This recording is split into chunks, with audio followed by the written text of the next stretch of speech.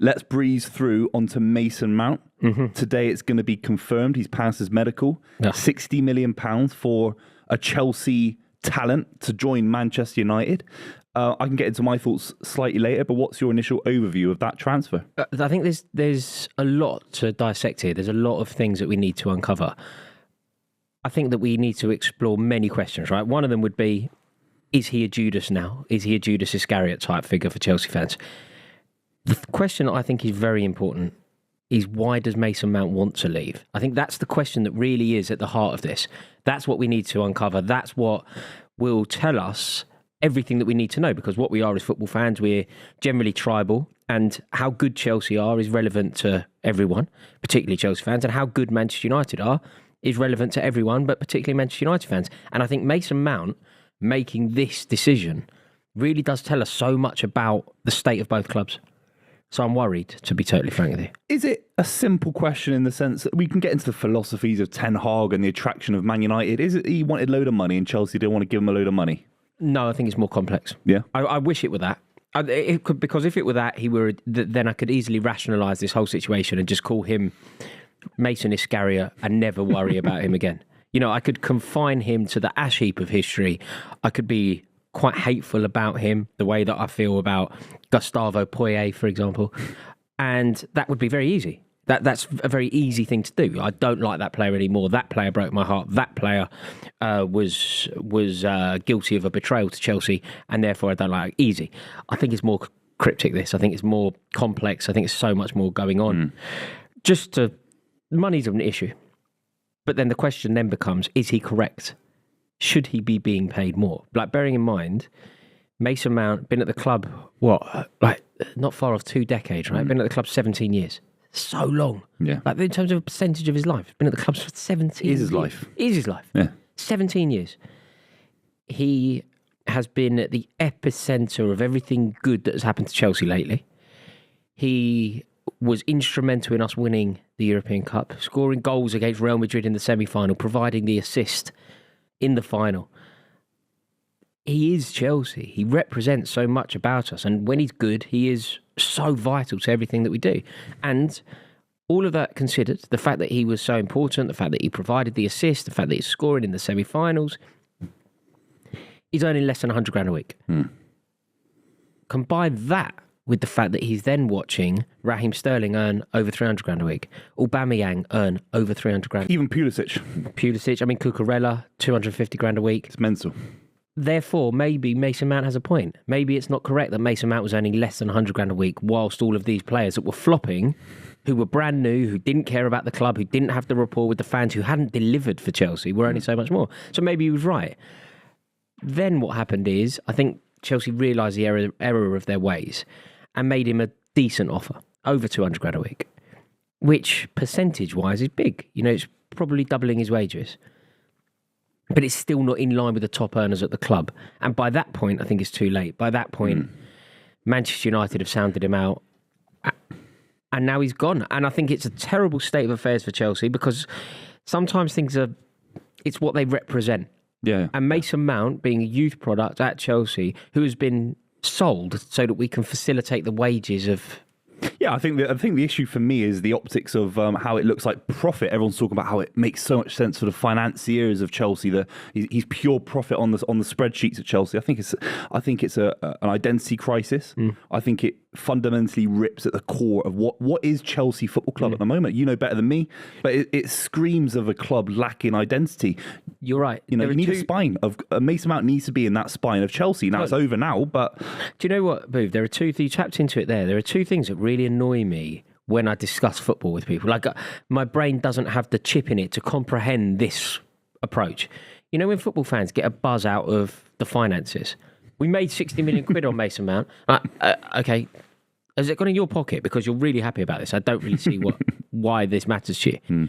I just don't understand why Chelsea profiteering from Mason Mount is good news for anyone apart from the accountants at Chelsea or the shareholders. I get the narrative if he was over 30, he'd had 10 years, he'd won multiple Premier Leagues, but there's unfinished business. He's still in his prime, and he's actually, on a footballing level, if we go back to that kind of footballing side of the Mason Mount transfer, he's a player that Eric Ten Hag, one of the most exciting young managers in world football wanted, and Chelsea are unable to keep him. And Pochettino already has I think he's started almost -1 on his kind of Chelsea story. Well, Manchester United are better than us. Manchester United are better than us. They finished above us in the league and they won silverware. So they're a better team than we are. And they've decided that he elevates their team.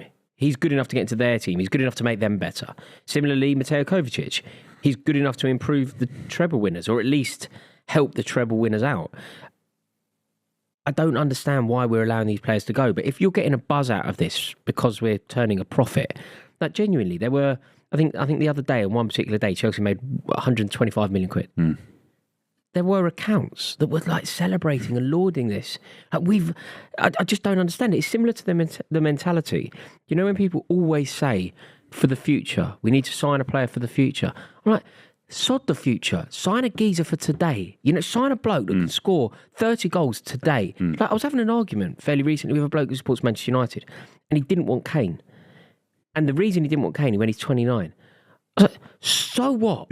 So what? He's wicked today. Live for the moment. Because you buying progressive young talent doing the business in the Dutch Eredivisie might work, but it might not. Harry Kane will guarantee you something. But look, keeping this on Mount, I just think it's a really sad day for Chelsea. I think it's symbolic of so much that's going wrong at the club. And I tell you what's going to be really painful. In fact, this could be a first experience for the world. Generally speaking, it's impossible to receive 5 million quid and the 5 million quid sting. Chelsea have a £5 million to come from Mount in add-ons. I think we basically will get it. It's reliant upon silverware and England appearances, I think, and other things such as that. He will get those appearances for Manchester United. He will get those appearances for England. He will get those appearances in finals. He will secure silverware. And Chelsea are going to earn another 5 million quid, which will be the most painful 5 million, because for that to happen, it means Manchester United are winning trophies. It means Manchester United are winning silverware. If they are, whatever trophy they win in the season, Chelsea haven't won it. Exactly. There's a finite amount of trophies available. Well, there's, for Chelsea next season, there's 3. We're in 3 competitions next season. We're not competing for the top one. That's just out of the question. So we've got 2 domestic trophies to hope for. Yeah. If Manchester United win one of them, we've got 1 trophy to play for. Do you know? That's what I don't get about the transfer as well. We'll talk about Ten Hag and Man United maybe when Adam's back in the near future, but I don't think their project's that much more exciting than yours. I know they're a little bit, isn't it? They're a bit more premature in terms of they're further along in their development because they've already won a trophy. They've got certain players out of the club like Ronaldo, etc. But they're not. I think next season, if things click, you'll be very close to Man United next season. But this is the worry. They'd have a striker. Okay, listen. This is interesting, mate. Your opinion on this is also very valid because you don't have a dog in the fight. But compared to Mason Mount, it's also insignificant, with all due respect to you, of course. Yeah. Mason Mount has looked at Chelsea. He's looked around Chelsea. He's looked at the ownership of Chelsea. He's looked at the players at Chelsea. And he has come to the conclusion that he is better off moving his family 220 miles to Manchester and to Ten Hag's project. So he has decided that what's going on at Chelsea isn't right for him. And look, as much as I agree with you, Manchester United is not Man City or Real Madrid. It's not the land of milk and honey anymore. No. But Mount has, with a broader education in that world than we have... He might have been limited, though. He might not have had those options. No, but he could have stayed. No, what I mean... So Mason Mount is at Chelsea and they put an offer on the table for him. Late, but they put an offer on the table for him. Either... he has weighed it up. There is a chance that he's a man of his word and he agreed to go to Manchester in January and he's a man of his word. He doesn't want to backtrack on that. Maybe.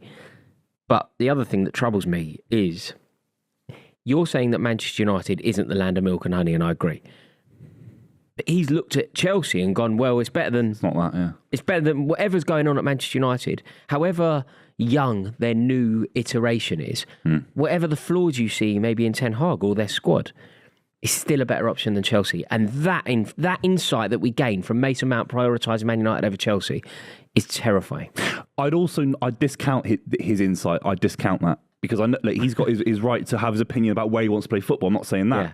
But I think there is a 5% argument that not many people will have, and maybe I'm a little bit extreme in having it. I don't think he's a world-class player. I don't think he ever will be. Has he been instrumental for Chelsea in specific moments? Of course. But even at the World Cup, he was dropped after a couple of games. I don't think he'll change Man United that much. And there's an argument. The reason I'm bringing it up is because Chelsea moving forward, Caicedo comes in, young, hungry. He was at a much higher level than Mount last season. I know they're slightly different positions. There's an argument that Poch is actually getting rid of the deadwood, which actually is Mason Mount. And next season, you're better.